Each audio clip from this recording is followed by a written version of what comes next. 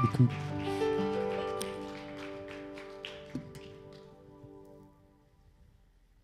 Alléluia.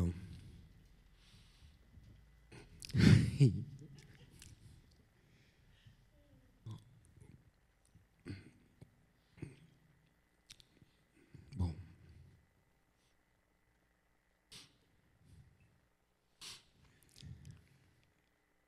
Je terminais avec tout le monde l'année 2024. Et je disais au Seigneur, je ne peux pas commencer 2025 sans toi.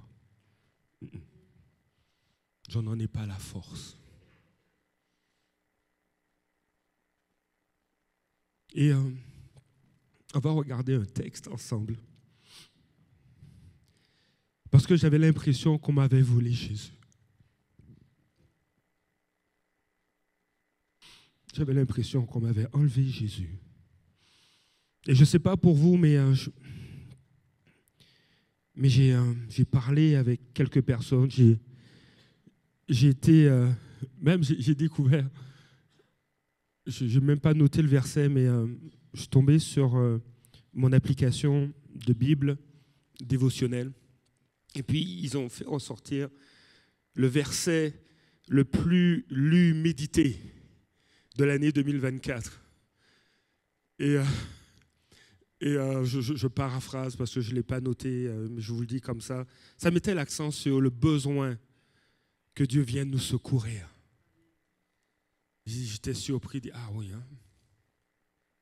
Et des fois, on peut avoir l'impression qu'on nous a enlevé Jésus en 2024 à cause des épreuves, des défis, des mauvaises nouvelles. Des fois, on dit, ou de nos mauvaises décisions.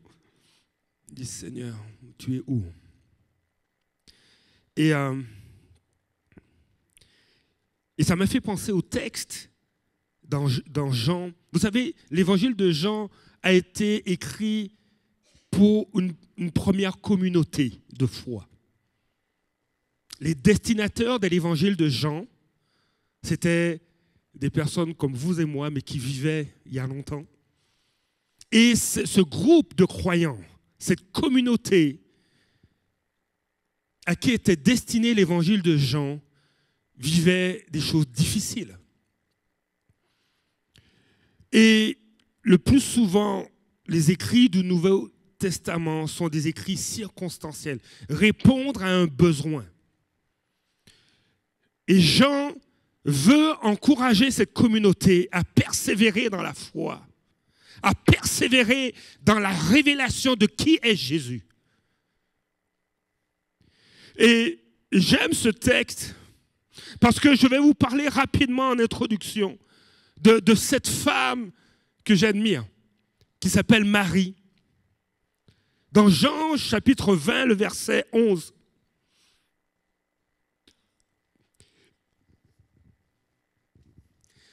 Cependant, Marie se tenait dehors près du tombeau et pleurait.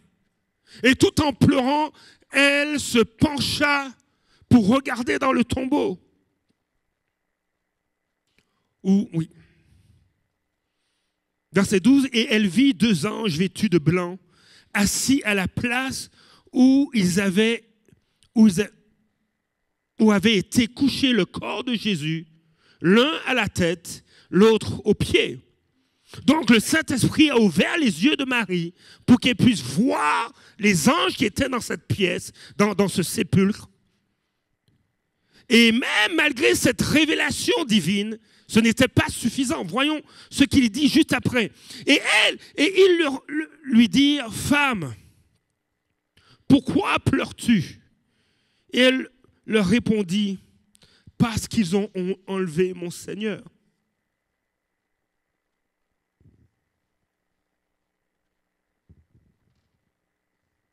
Et je ne sais pas où ils l'ont mis. Et je vous dirais qu'il y a eu des moments en 2024 où j'ai l'impression qu'on m'avait enlevé Jésus. Je ne sais pas pour toi. J'ai vu J'ai vu quelques familles passer par des temps difficiles. Je disais, Jésus, tu es où? Tu es où dans cette situation?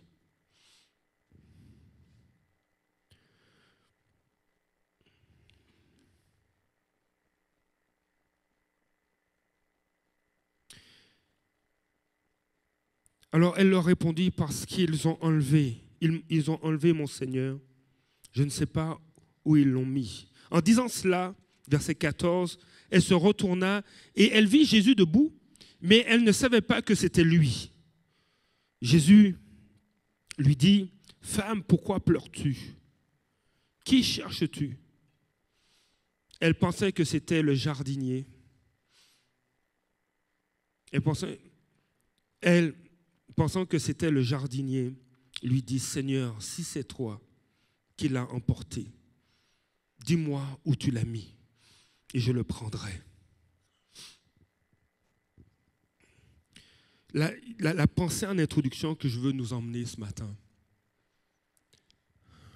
c'est que des fois les épreuves nous donnent l'impression que Jésus n'est pas là. Ou des fois les situations, les circonstances, ou même des fois nos décisions semblent éclipser Jésus. Et comme vous le savez dans ce texte, vous voyez qu'elle a vu Jésus, mais elle ne l'a pas reconnu.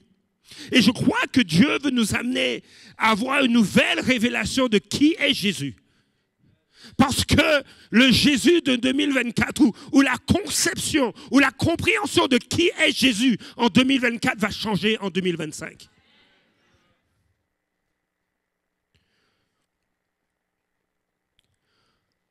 Vous savez, des fois, on peut être attaché. Moi, je suis attaché à certaines traditions. Par exemple, j'aime le micro en forme de bâton. Je suis inconfortable et je vais travailler fort. Je suis inconfortable avec un micro-casque. J'ai mes habitudes, vous voyez.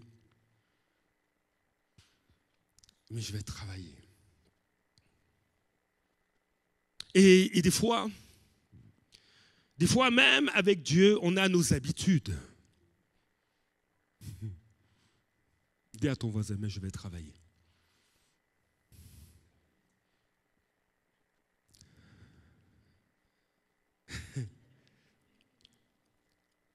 Vous savez, nos habitudes ne sont pas mauvaises en elles-mêmes. Hein? Elles ne le sont pas. Mais il y a quelque chose, je crois, que Dieu veut faire en 2025. Veut faire au niveau collectif, mais aussi au niveau personnel, individuel. Pour toi, pour ta fille, pour ton fils, pour ton époux, pour ton épouse, pour tes petits-enfants. Il y a un endroit où Dieu veut t'emmener dans sa présence, dans sa parole. Et Marie était prête à emporter le corps de Jésus. Peut-être probablement pour l'embaumer, pour mettre des aromates, pour mettre du parfum, parce qu'ils n'avaient pas eu le temps, elle n'avait pas eu le temps de le préparer. Et si vous vous souvenez des circonstances, il était crucifié, puis c'était avant la Pâque, et puis il fallait rapidement le mettre dans un tombeau. Peut-être qu'elle disait, mais redonnez-moi son corps, redonnez-moi Jésus, je veux l'enterrer, aller à sa tombe, peut-être. Comme certains peut-être passaient devant les tombeaux des patriarches, de certains hommes et femmes qui ont marqué l'histoire d'Israël. Et ça m'a fait penser à Élisée. Vous savez, quand Élisée est mort, vous savez ça, Élisée a demandé une double portion de l'esprit qui était sur Élie. Et Élisée a fait le double des miracles que Élie a fait. Mais il y en avait un qui n'était pas encore en double. Vous savez lequel? il y a du vivant d'Élisée, il y a un miracle qu'il n'a pas fait en double. C'est ramener à la vie quelqu'un. Alors, il y a un passage dans 2 Rois, je pense, oui. 2 Rois 13. Au verset 20, on dit que Élisée mourut. Et on l'enterra. L'année suivante, des troupes de Moabites pénétrèrent dans le pays. Et comme on enterrait un homme, voici on aperçut. Et vous voyez l'image. Donc là, l'année d'avant, en 2024, Élisée est mort. Ou peut-être même en 2023. Élisée est mort. On est en 2024, un an plus tard. Et comme on enterrait un homme, voici on aperçut une de ces troupes qui attaquaient Israël et l'on jeta l'homme dans le sépulcre d'Élisée. L'homme alla toucher les os d'Élisée et il reprit vie et se leva sur ses pieds. Mon ami, c'est un choc. Mais il est revenu à la vie. Et peut-être que, alors, moi j'ai pensé à Élisée, et peut-être à quelque part, Marie pensait aussi à Élisée. Je ne sais pas, je propose cette réflexion-là. Donc, vous avez mis où? Il est où Jésus? Mon Jésus, il est où? Que je puisse prendre soin de son corps, que je puisse l'embaumer. Peut-être que dans le sépulcre, je pourrais, on ne sait jamais, peut-être qu'un jour, par urgence, on mettra quelqu'un d'autre là-dedans, à côté des ossements de Jésus, et il reviendra peut-être à la vie. Qui sait? L'image que Marie avait de Jésus avait besoin d'être complètement changée. Parce que même si Jésus s'est présenté à elle dans le texte, elle ne l'a pas reconnu. Et je crois qu'en 2025, Jésus veut qu'on soit reconnu de lui. Qu'on puisse le reconnaître, qu'on puisse le voir, qu'on puisse le connaître, qu'on puisse s'approcher de lui, plus qu'on ne s'est approché de lui en 2024. Et cette année, je me suis dit, Seigneur, je ne peux pas commencer l'année sans toi. Alors peut-être que je suis un peu égoïste, mais je me suis dit, je pense que c'est un bon remède pour tout le monde.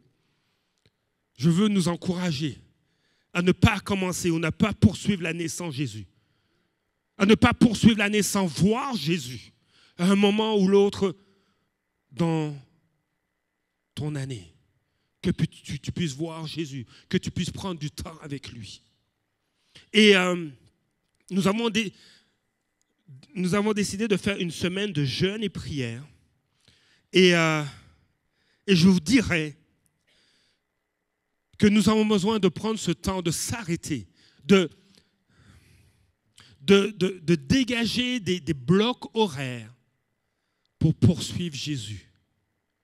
Comme Marie disait, mais vous avez mis Jésus où? Il est où Jésus? Et le fait de prendre le temps de jeûner et prier, c'est se dire, mais en réalité, qu'est-ce qui est le plus vital pour moi? Moi, je suis un très grand amateur de gastronomie. Vous le voyez. Okay.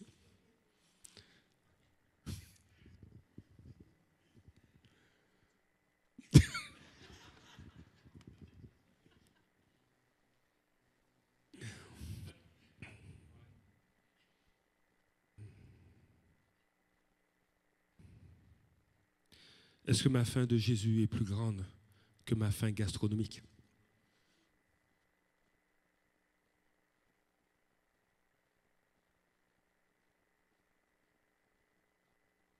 Retirez-moi la nourriture, je vais mourir.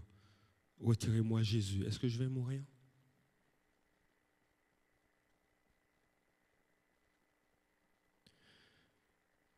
Dans Jean chapitre 11, vous savez ce qui s'est passé dans Jean chapitre 11? Lazare est revenu à la vie et ça fait un tollé, c'est passé dans les médias, c'était incroyable. Hein?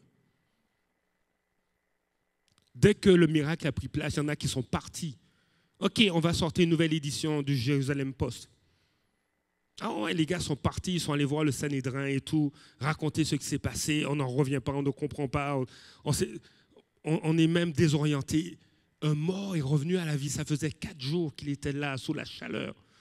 On n'était pas au Québec en janvier, donc il faisait super chaud dehors. Et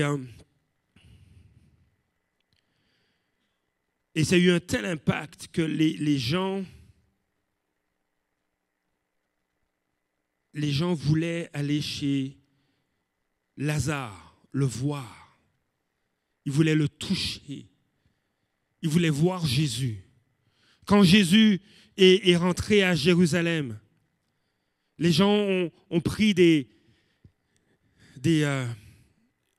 rameaux et ils l'ont adoré, ils ont crié Hosanna.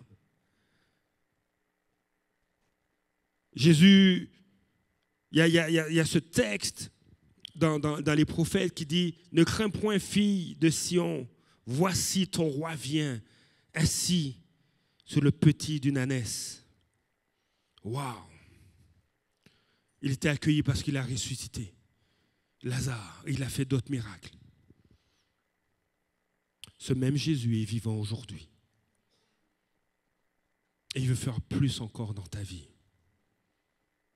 Et je dis, Seigneur, je veux jeûner pour te voir.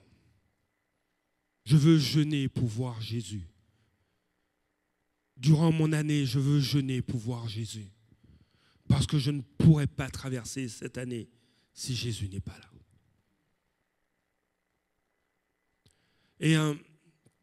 Et c'est intéressant de voir la soif que les gens avaient de pouvoir connecter avec Jésus, de pouvoir être avec lui.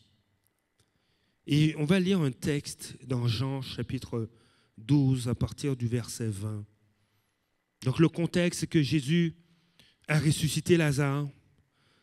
Ça a bouleversé la ville. Je veux plus de miracles comme ça. Plus de miracles.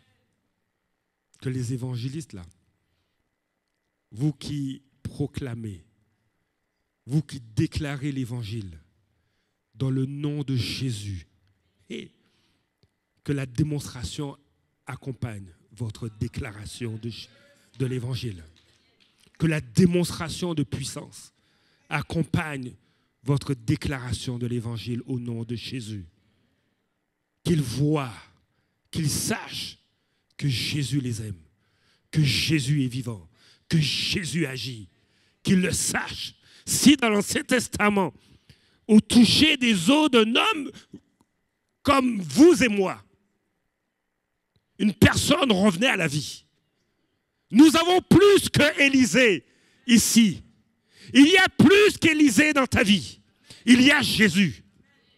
Oh, que cette année, tu puisses voir Jésus. Que tu puisses le voir se manifester dans ta vie. Que quand tu es découragé, tu n'en peux plus. Tu commences à parler en langue. Tu commences à louer. Tu dis, Seigneur, je me fortifie. Je vais par la foi. On nous instruit de ne pas fonctionner par la foi, mais la parole de Dieu nous dit « Et mon juste vivra par la foi ».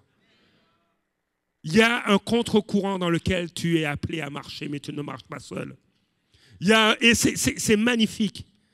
Et alors que je disais « Seigneur, je ne peux pas. Parce que je ne peux pas vivre 2025 sans toi. »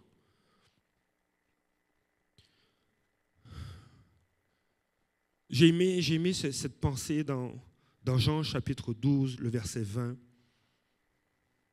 Il est dit que, je vais lire dans la version que j'ai sous les yeux. Je ne sais pas c'est laquelle.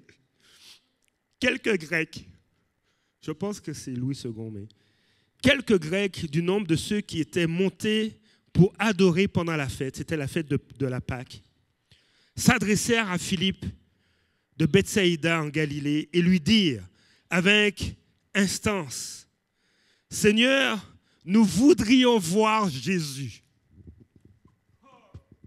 Nous voudrions voir Jésus. On ne veut pas voir On ne veut pas voir Pilate. On ne veut pas voir Hérode. On ne veut pas voir le Sanhédrin. On ne veut pas voir le plus grand influenceur de la ville. On ne veut pas voir celui qui gagne le plus d'argent. On ne veut pas voir celui qui a la dernière voiture de l'année. Ni le dernier iPhone ou Android de l'année. On veut voir Jésus. On a fait tout ce chemin pour adorer Dieu parce que nous avons embrassé le judaïsme, mais nous avons entendu parler de Jésus. Nous avons entendu parler de Jésus. Nous avons entendu ce qu'il a fait. Nous avons entendu qu'un homme est revenu à la vie. Nous avons entendu que des malades lui étaient emmenés et ils étaient guéris. Nous avons entendu dire qu'il est le Fils de Dieu, qu'il est le roi attendu. Nous avons entendu toutes les exclamations dans la ville. Nous voulons le voir.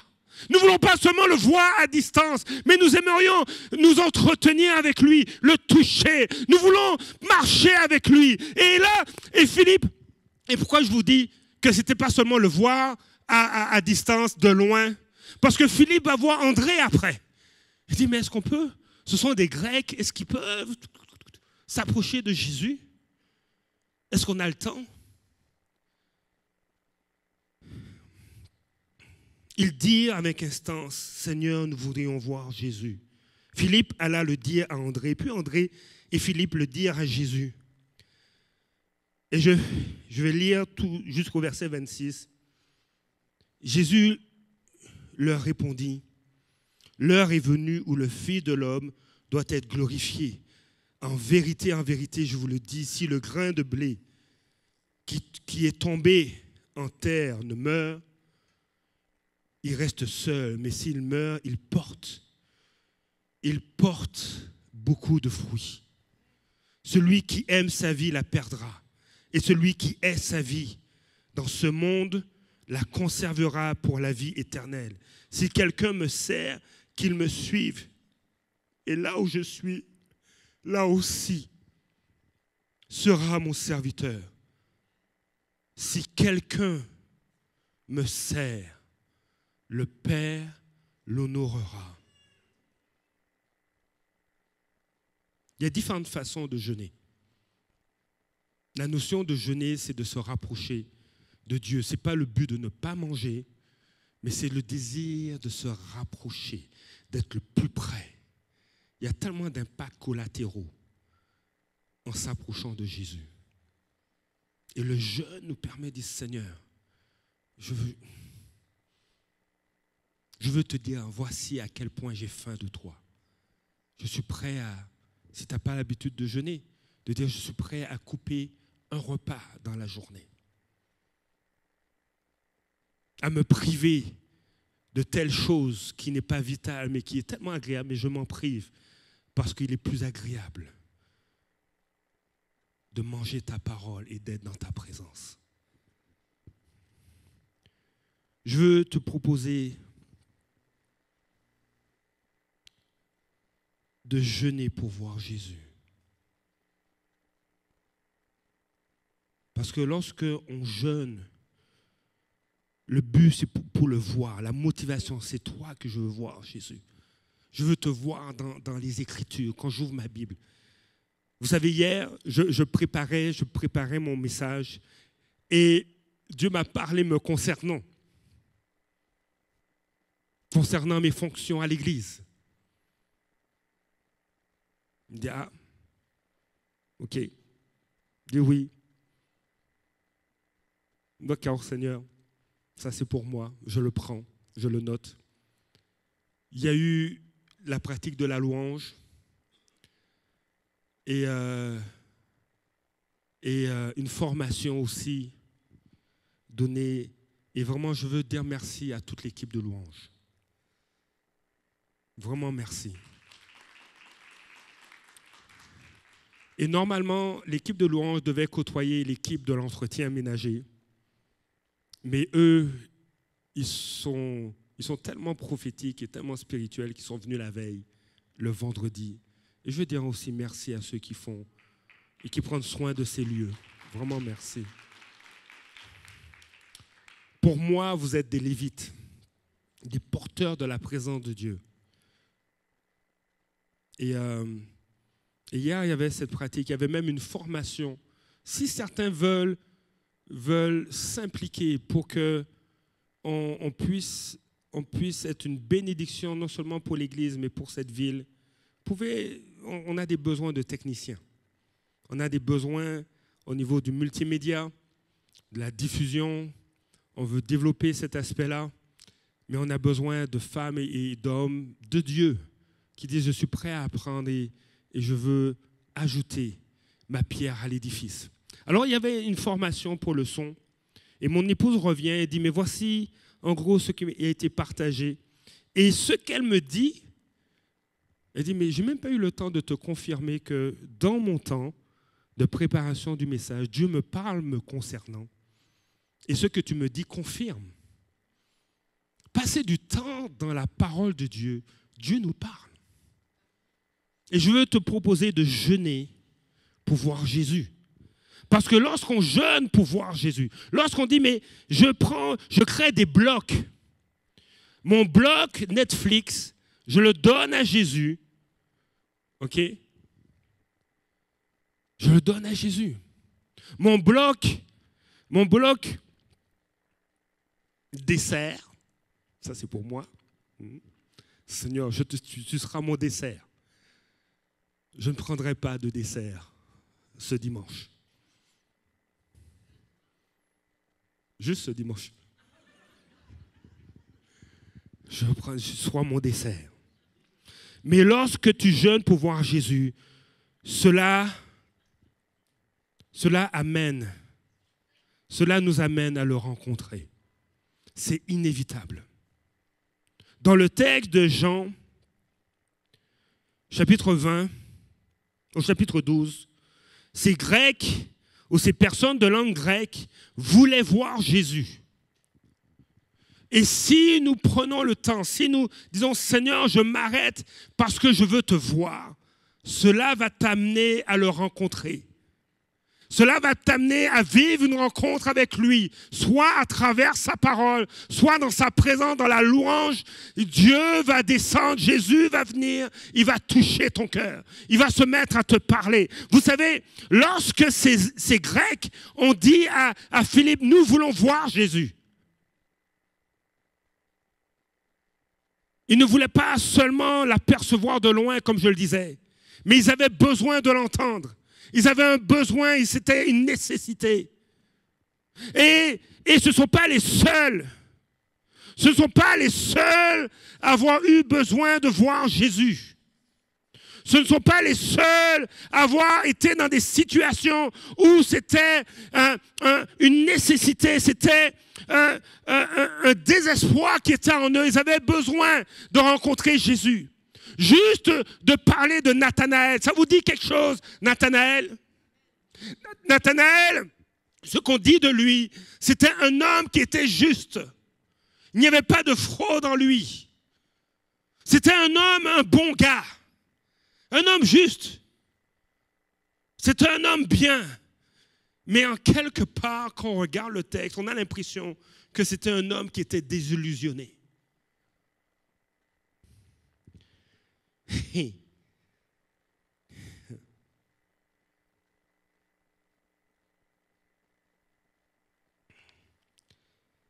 Dans Jean chapitre 1, verset 46, il rencontre, Nathanaël parle avec un des disciples de Jésus. Et il dit, tu sais, on a trouvé le Messie. Le Messie, il vient de Nazareth et puis viens le voir et tout. Puis Nathanaël est désillusionné. Il dit, mais attends une minute. Verset 46. Nathanaël lui dit, peut-il sortir quelque chose de bon de Nazareth? Tu sais, on a l'impression que soit c'est connu ou soit Nathanaël a une information. Tu sais.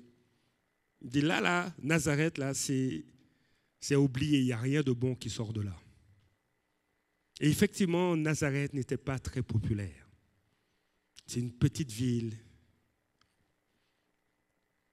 qu'on ne met même pas sur la carte. Tu vois, le GPS, faites demi-tour. C'est comme s'il n'y a pas de chemin. Tu sais.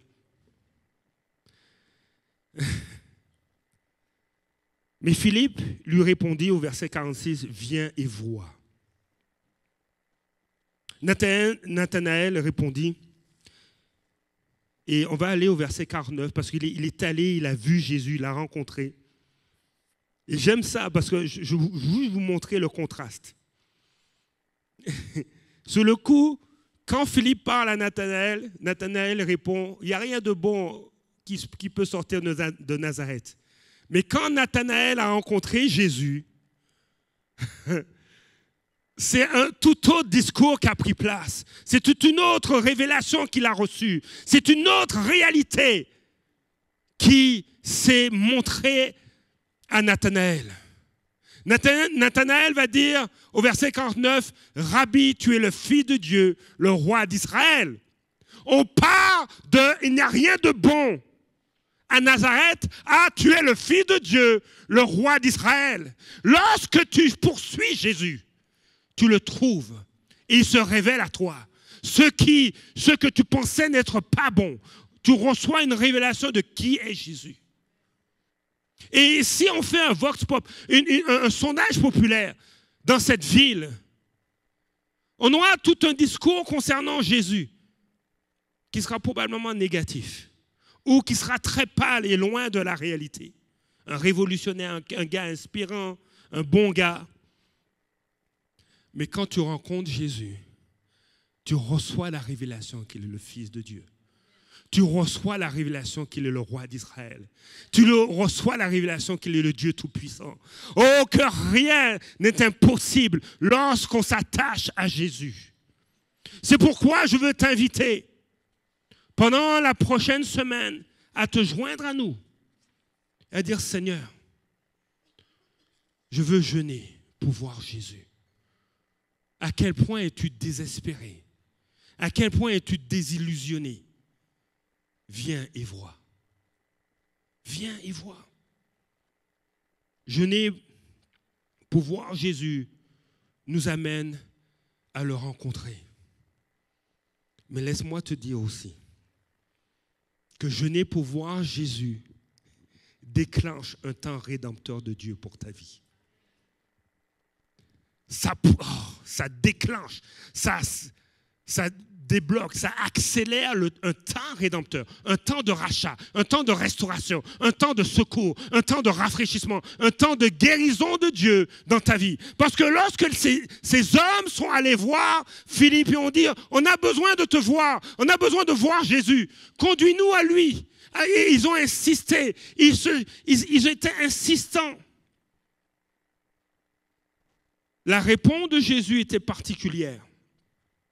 Verset 23 de Jean 12, « L'heure est venue où le Fils de l'homme doit être glorifié. » On a l'impression qu'à la demande de ces Grecs, ça a déclenché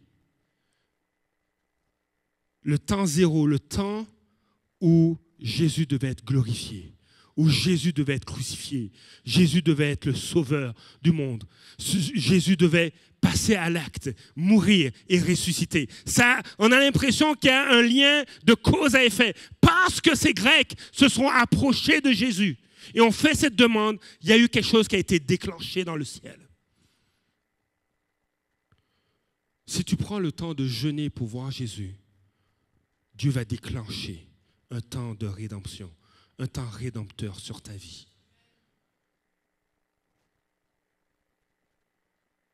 Il y a des choses qui vont être déclenchées. Il y a des promesses qui vont commencer à prendre place. Il y a des guérisons qui vont prendre place. Il y a des délivrances qui vont se manifester. Il y a des restaurations que tu vas voir dans ta vie. C'est pourquoi je veux t'inviter à jeûner pour voir Jésus. Donc si, vous savez, l'attitude, la disposition de cœur, l'attitude du cœur est importante.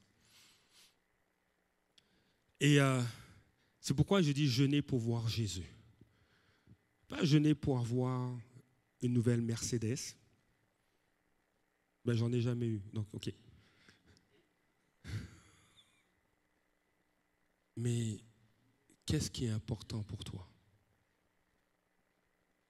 Dieu veut s'occuper de tes besoins, mais Dieu veut t'amener à le connaître.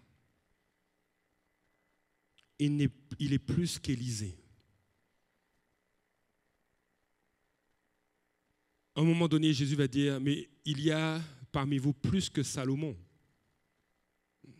Mais quand il a dit ça, il n'était pas dans un palais. Mais en réalité, il y avait plus que Salomon. Quand Jésus était sur terre, il parlait, il a dit, mais j'ai connu le jour d'Abraham. Parce qu'il y a devant vous plus qu'Abraham, disait Jésus. Et on se fait une image de Dieu. On lit les Écritures, mais Dieu veut nous emmener à ce qu'il n'y ait rien entre lui et nous, entre notre face et sa face, qu'on puisse le voir tel qu'il est, qu'on puisse voir Jésus. Si tu vois Jésus, tu vois le Père. Si tu vois Jésus, si tu vois ses œuvres, tu connais les œuvres de Dieu le Père. Donc Jésus veut qu'on le voie, qu'on le connaisse. Non seulement jeûner pour voir Jésus amène à le rencontrer, déclenche un temps de rédemption, un temps rédempteur de Dieu dans nos vies, mais aussi jeûner pour voir Jésus rétablit l'abondance de sa vie en nous. Jeûner pour voir Jésus rétablit l'abondance de sa vie en nous. Bon, il y a quelques mots qui suivent, il y en a 6 autres mots. Jeûner pour voir Jésus rétablit l'abondance de sa vie en nous après la mort de notre chair. Il fallait que je le dise.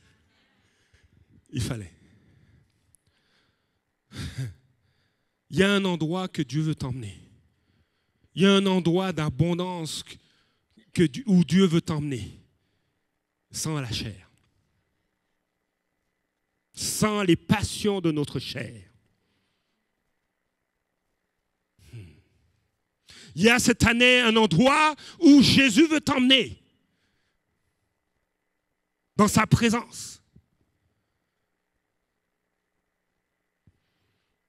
Il y a un endroit où Jésus veut t'emmener ou pour déposer tes fardeaux.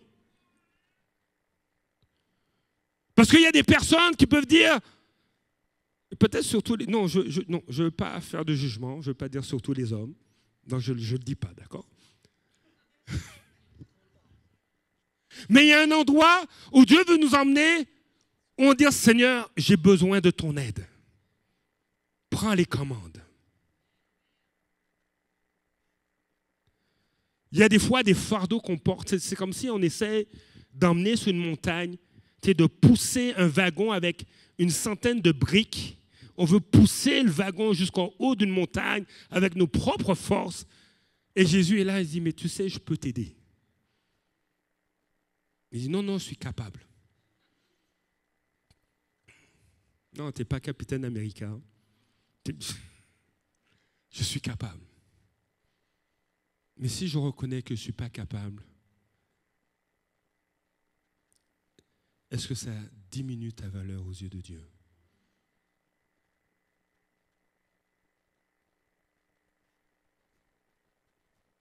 Le psalmiste va dire, je te loue Seigneur de ce que je suis une créature si merveilleuse. Et depuis le sein de ma mère, tu me connaissais, tu me voyais. Et depuis le ventre de ta mère, Dieu te voyait et il t'aimait. Tu n'avais rien encore fait et il t'aimait. Mais tu penses que si aujourd'hui tu es debout et tu agis, est-ce que tu penses que Dieu t'aime plus? Non, c'est le même amour. Il a le même amour pour toi que quand tu étais dans le sein de ta mère. Et cet amour est abondant. Cet amour est riche. Et le fait de jeûner pour voir Jésus va rétablir l'abondance de sa vie. Et je crois que,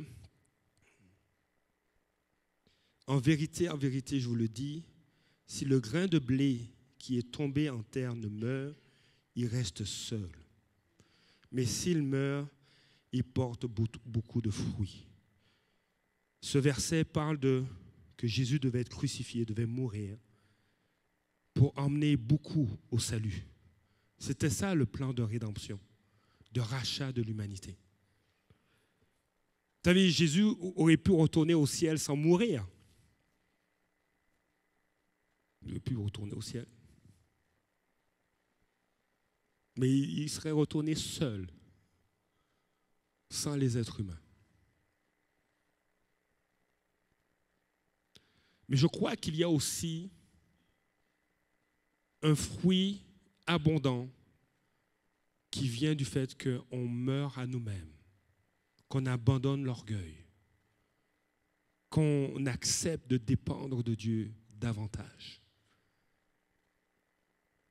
Je crois qu'il y a plus que ce que Élisée a vécu. Il y a plus.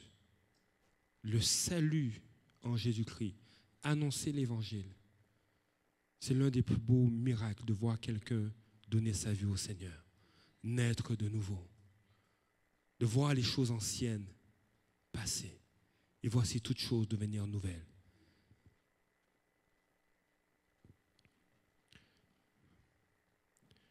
Et je pense que prendre le temps de jeûner pour voir Jésus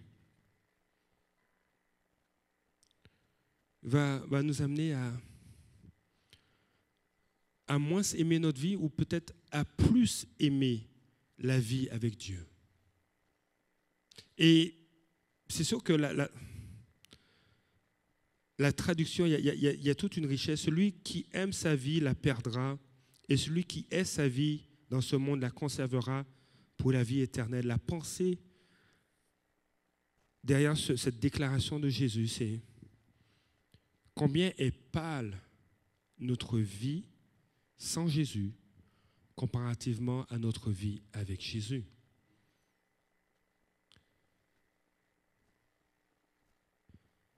Le Seigneur désire marcher avec nous dans notre quotidien, être présent. Le Seigneur désire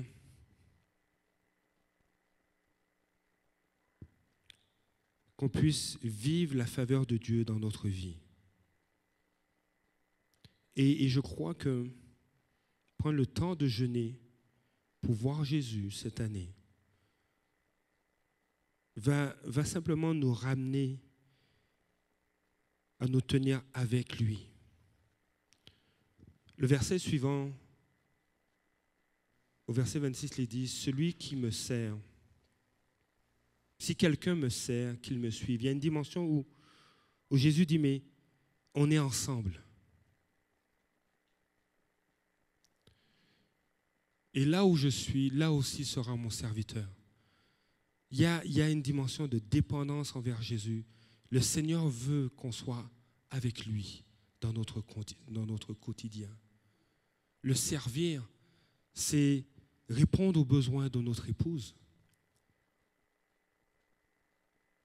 En tant qu'épouse, et de dire, mais de répondre à ses besoins, que notre épouse soit heureuse, soit bénie. Là aussi, le Seigneur veut s'impliquer. Vous savez, j'ai dû le raconter, je raconte cette anecdote parce qu'elle est sécure, elle est cool, elle est bonne. Au début de notre mariage, j'étais quelqu'un qui mettait l'accent. En fait, mon épouse et moi, on a des... Comment je peux dire ça? Nos langages de l'amour sont complètement différents. OK? Et pour mon épouse, la ponctualité est importante.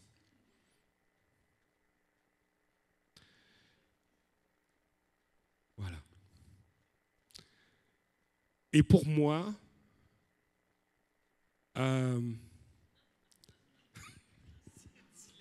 j'ai rien dit.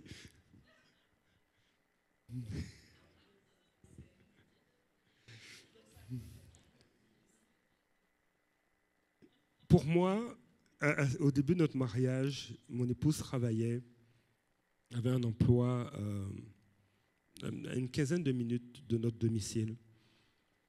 Et puis, je devais aller la chercher Et elle me dit, viens me chercher à telle heure. Je dis, oui, oui, je m'en viens. Et puis je dis, mais je vais faire le ménage de la maison avant d'aller la chercher. De sorte que quand elle va venir, elle va trouver les lieux tout beaux, tout propres. Et puis, elle sera contente. Alors, j'ai passé rapidement à l'aspirateur. Et puis là, j'étais en train de faire la vaisselle. Et le Saint-Esprit commence à me parler. Il me dit, qu'est-ce que tu es en train de faire? Je dis, mais tu ne vois pas, je fais la vaisselle. Je suis en train d'arranger. Et il dit, mais c'est pas ça que tu dois faire. Tu n'es pas en train de parler son langage. Si tu continues, tu vas être en retard. Et elle ne va pas aimer ça. J'ai pris l'assiette, j'ai déposé, j'ai rincé mes mains et je suis parti. Ça aussi, c'est servir Dieu avec Jésus. Et je pense que c'est important. Ne pas croire que servir ou être un serviteur de Dieu, c'est seulement dans l'Église. Mais c'est aussi au travail. C'est aussi à l'épicerie. Quand tu prends des trucs, et puis après tu dis, ah mais j'en ai pas besoin, tu le déposes n'importe où. Et puis,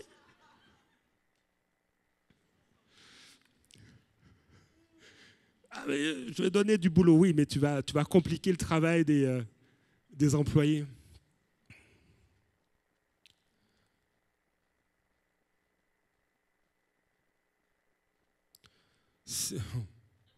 On est appelé à servir Jésus. Mais si on le sert, il faut le suivre.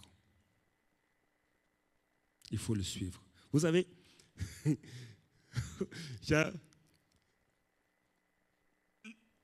chaque fois que je me tiens sur cette estrade, je dis, Seigneur, il y a une crainte. Parce que je communique une pensée, la parole de Dieu. Il y a vraiment une crainte. Et je dis, Seigneur, tu me places comme, avec mon épouse, tu nous places comme des intendants. Et puis vous connaissez, je suis sûr que vous connaissez des textes dans la Bible qui parlent justement des intendants qui n'ont pas été fidèles. OK? Alors, je connais ces passages-là. Il dit, Seigneur, on veut être fidèle. OK? Seigneur, on veut être fidèle dans ta maison. Ce sont tes enfants. Il y a une notion de oui, ce sont tes brebis, mais vous êtes les enfants de Dieu. Vous êtes la prunelle de ses yeux. Vous êtes important. Mais vous savez, l'évangile c'est pour vous, mais l'évangile c'est pour moi aussi. Je suis un enfant de Dieu, ok? Bon. Mais il faut qu'on facilite la tâche des intendants aussi. Qu'on travaille ensemble. Quand les intendants se font taper dessus parce qu'on n'aime pas leur face, en quelque part, on n'en veut pas aux intendants. Mais c'est à celui qui a placé ces intendants-là qu'on en veut.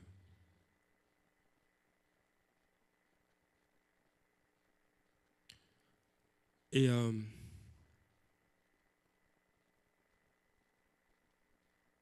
si on veut servir Dieu, qu'on suive Jésus.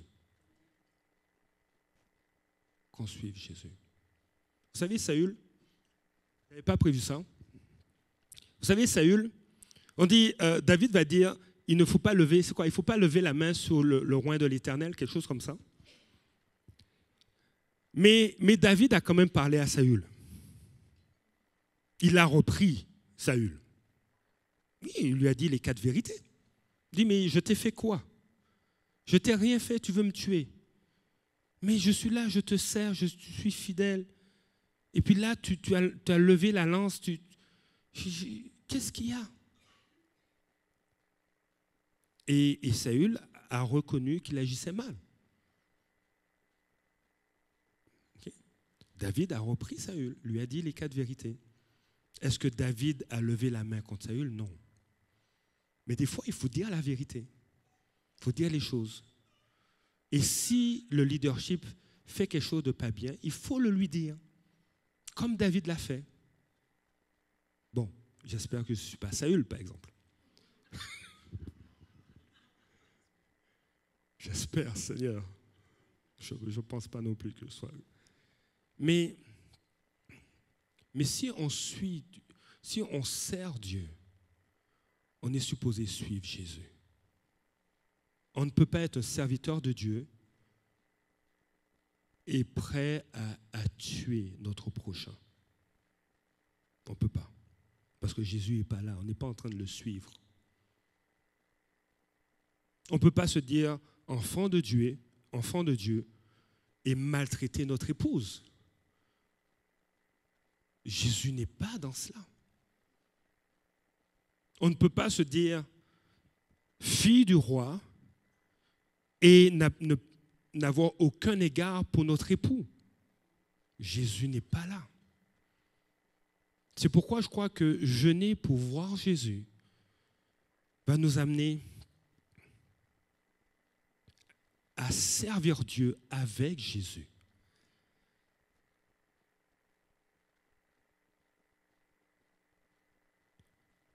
Il y a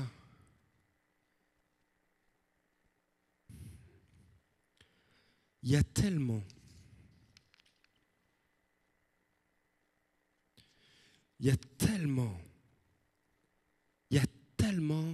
de choses que Dieu veut nous communiquer. Il y a tellement de choses que Jésus veut nous communiquer. Vous savez, j'ai l'impression quand on lit les évangiles, j'ai redécouvert Philippe. Vous connaissez Philippe? Il faut que je conclue avec ça. Ouais. Je vais conclure avec ça. J'invite l'équipe de louange, on va faire un chant à la fin. On dirait que Philippe, je n'avais pas réalisé, mais Philippe, on dirait qu'il est toujours un peu, pas au mauvais endroit, mais il est pas le bouc émissaire de Jésus, mais je pense que Jésus a du fun à interagir avec Philippe. Il a vraiment du fun, il a du plaisir à interagir avec Philippe. Vous connaissez l'histoire où Jésus a dû nourrir la foule? Et puis Jésus savait ce qu'il allait faire. Mais là, juste pour embêter Philippe,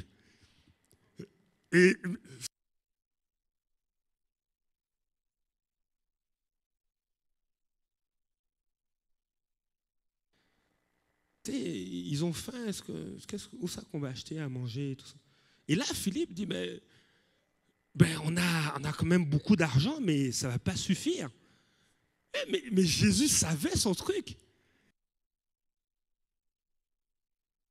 Mais il est allé embêter un peu Philippe. Et je trouve ça intéressant de le voir dans cet angle-là. Il dit, mais Philippe, qu'est-ce que tu en penses? Il dit, mais là, c'est ça. On a des sous, on a quelques milliers de dollars, mais ça ne suffira pas. On a 5000 hommes, sans compter les femmes, les enfants, ça doit... Qu'est-ce qu'on va... Je ne sais pas. Et puis là, il dit, bon, regarde, même là, il y a ce petit-là qui a des pains et des poissons. Philippe se met les pieds dans le plat comme il faut. Il n'a même pas la perception ou le discernement que Jésus doit faire quelque chose. Ou il est prêt de faire quelque chose. Mais je pense que Jésus aime cette réaction-là, cette interaction. Ce n'était pas pour gêner Philippe, juste pour le taquiner un peu. Il dit, regarde ce que je vais faire. Et il dit à Philippe, ok, ces pains, ces poissons, ce n'est pas grand-chose, mais emmène-les-moi. Et là, bien sûr, vous connaissez l'histoire. Jésus va multiplier les pains et les poissons. Mais là, Philippe, il est encore dans le décor. Et c'est drôle que l'auteur, que Jean le mentionne. C'est vraiment intéressant. Mais je pense que ça nous apprend des choses sur comment est Jésus. Le cœur de Jésus est doux, il est humble, il est bon. Et là, donc déjà, Philippe l'est passé à côté. Hein, c'est l'examen là pour la multiplication des pains, il ne l'a pas passé. mais tu vois, Jésus ne l'en veut pas. Il dit, mais par la suite, Alors que Philippe est un petit peu dérouté, déstabilisé, Jésus a annoncé qu'il va mourir.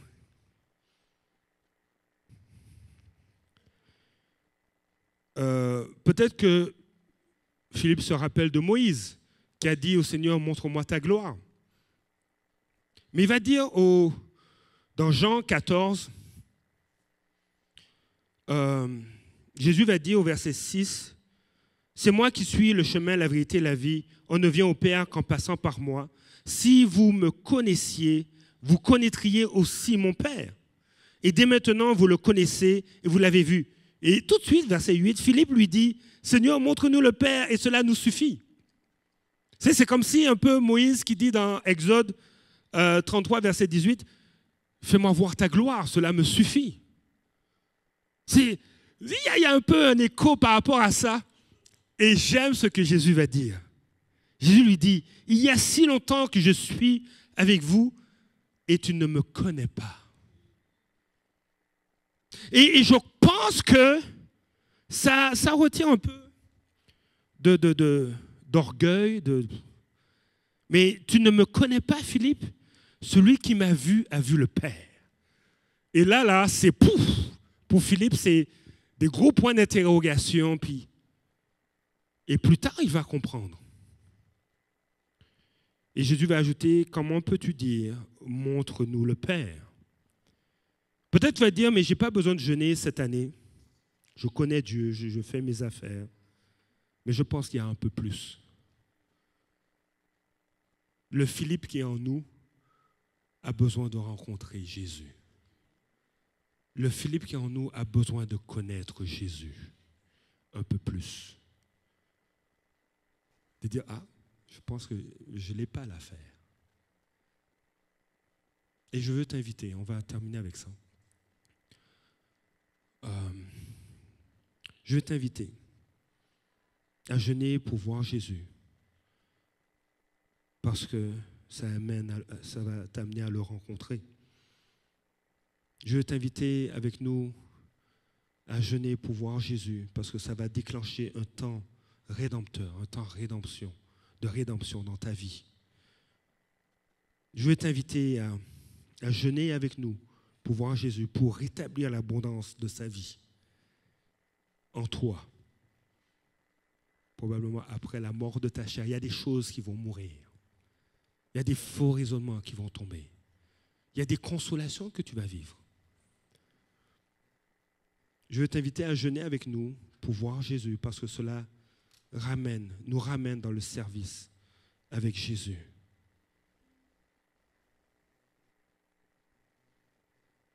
Jésus veut se révéler à toi un peu plus. Et je pense qu'il y a, durant l'année et durant la semaine qui vient, je crois, je place ma foi dans ce texte, je crois que Dieu a hâte de te bénir. Il dit, c'est comme si, là c'est improvisé, je vais embêter notre frère, c'est comme si notre frère a hâte de jouer et puis il est retenu. Et ce qui le retient, c'est le manque de jeûne et de prière.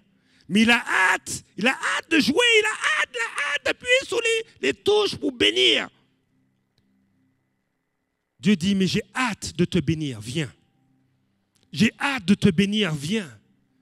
Et c'est comme si Dieu se retient lui-même parce qu'il attend.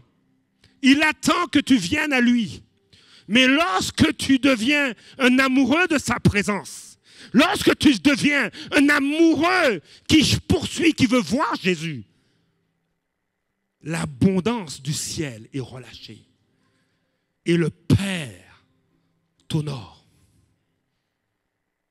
Il y a un rendez-vous cette année avec Jésus. Est-ce que tu vas y être? Est-ce que tu vas y être? Peut-être que tu vas dire, mais nous allons avoir tous les soirs des face-à-face à partir de 19h en présentiel. Et tu vas dire, mais je travaille certains Je travaille tous les soirs. Et tu dis, mais je ne sais pas, j'ai peut-être à cœur de prendre juste un soir et de venir. Et je vais poser un congé. Juste un soir sur les soirs de cette semaine. Il y a un rendez-vous pour toi. Peut-être que tu dis, mais j'ai travaillé jusqu'à 5 heures du matin. Et puis il y a un chaque matin avec Jésus. Normalement, c'est un chaque matin dans mon lit et mon oreiller. Mais je vais à 6 heures me connecter. Peut-être juste un soir. Merci, je voulais savoir si vous suiviez. Juste un matin. Tu te connectes à 6 heures. Ça dure 30 minutes. Mais il y a que tu puisses avoir la soif de voir Jésus.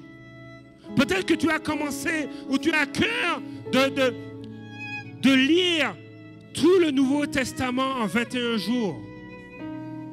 Tu peux. Peut-être que tu veux reprendre un livre de méditation que tu as mis dans ta bibliothèque ou dans ton tiroir de table de chevet. Ressors-le. Parce que Jésus veut te parler. Ressors ta Bible.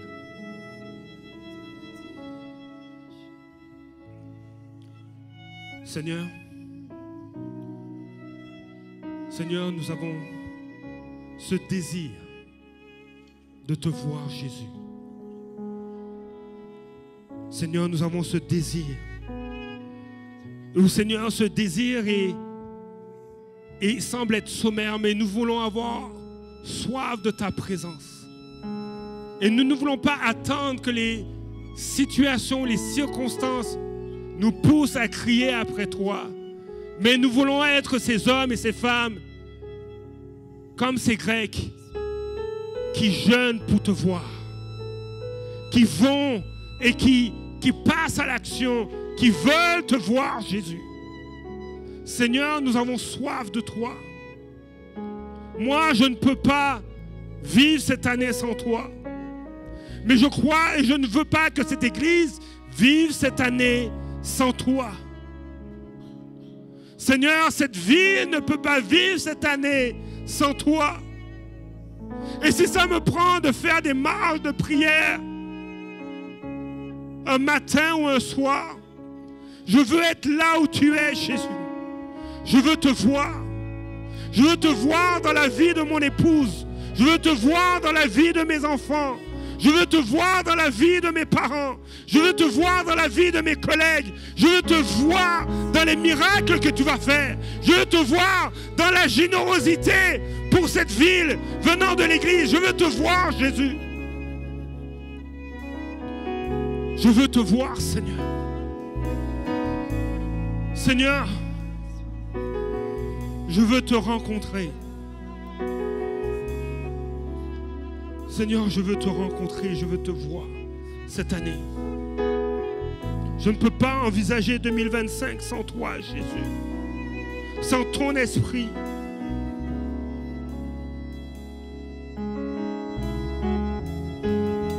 Seigneur, j'ai besoin de toi.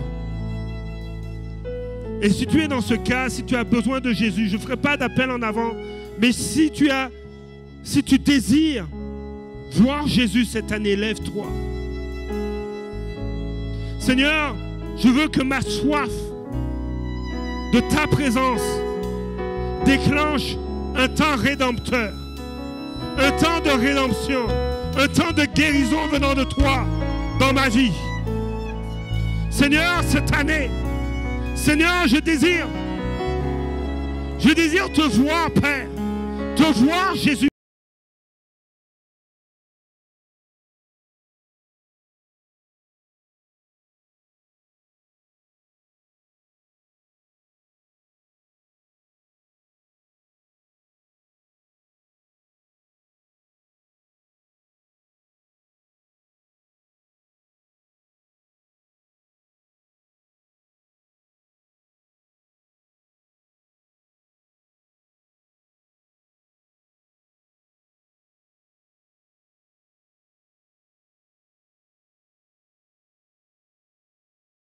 Seigneur, je veux tout déposer entre tes mains. Alléluia. Seigneur, je te dis merci. Seigneur, nous remettons ce temps entre tes mains. Nous remettons cette année entre tes mains. Glorifie-toi.